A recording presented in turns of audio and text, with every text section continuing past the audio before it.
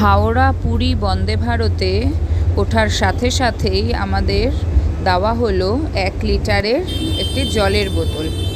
তারপরে এলো টি কিট, তাতে মশলা চা, 2টো ডাইজেস্টিভ বিস্কুট, গরম জল ওরা দিল।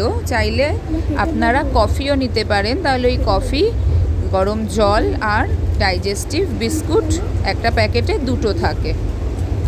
চা শেষ করার প্রায় একটু পরেই ব্রেকফাস্ট চলে এলো। ব্রেকফাস্টে ছিল, আমরা নিয়েছিলাম ননভেজ ব্রেকফাস্ট।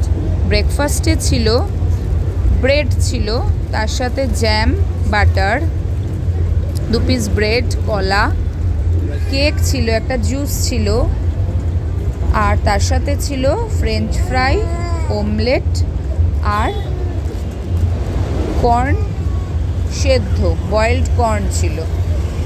তার সাথে বেসিক কিছু জিনিস যেরকম ওয়াইপস ছিল, সল্ট, পেপার, স্পুন, এইসব তো ছিলই।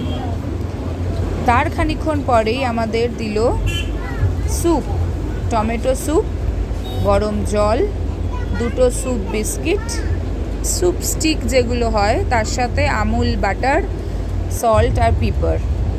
স্যুপ খাবার শেষ করতে না করতেই চলে এলো লাঞ্চ।